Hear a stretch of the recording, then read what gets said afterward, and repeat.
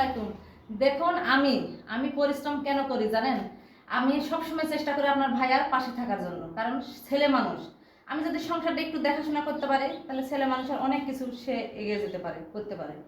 দেখুন এগুলো পেঁয়াজ কিছুদিন আগে আনিয়েছি, তারপরে আলু কিনে নিয়েছি 2 বস্তা, এতে রসুন আছে এখানে 15 কেজি। আমার কিন্তু কোনো খেত খোলা করি না, সব কিছু আমি ভরে ভরে রাখি এটা নিচতলাতে। আসুন আজকে কত পেঁয়াজ কিনে নিয়ে এসেছি।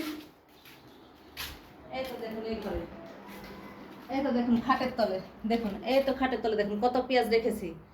আর চলুন দেখাই।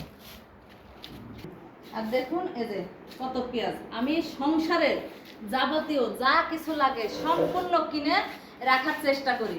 হয়তো বলবেন যে আপু তুমি ইনকাম করো, তো আপু আপনারাও চেষ্টা করবেন, অবশ্যই পারবেন। যার একটু সামর্থ্য আছে মেশিন কেনার মতন, অবশ্যই একটু মেশিন কিনে নেবেন, নিয়ে কাজটা শিখবেন।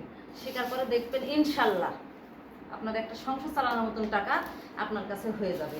তাহলে আপনার স্বামীর কাছে টাকা চাইতে হবে না। আপনার যখন যেটা যে আমাদের কোনো ক্ষেত করে না, কিন্তু সব জিনিস আমার বাড়িতে, সে জিনিসগুলো সব জিনিস আমার বাড়িতে পাবেন। আমি সব কিছু কিনে দিয়ে আসি। সকালে আপনার ভাইয়াকে আগে এনেছে, আজকে বললো যে আমাকে এত এগুলো এগুলো কিনে এনে দাও, টাকা দিয়ে দিলাম, সব এনে দিয়েছে। এখন দেখেন সব পরিষ্কার করে সুন্দর করে রেখে দেবো, সারা বছর ধরে খাবো, যত টাকায় দাম বাড়ুক কোনো সমস্যা নাই। তো আমার কথাগুলো যদি ভালো লাগে, আর আপনারা রাগ করবেন না যে আপু তুমি করো, আমাদের করতে হবে, কে বলেছে? সেটা যার যার ইচ্ছা, কিন্তু চেষ্টা করবেন, তাহলে ভালো লাগবে, নিজের কাছেও ভালো লাগবে। তো আমার ভিডিওটি যদি ভালো লেগে থাকে আর আমার কথাগুলো যদি ভালো লেগে থাকে, অবশ্যই কমেন্টে জানাবেন। সকলেই ভালো থাকবেন। আল্লাহ হাফেজ।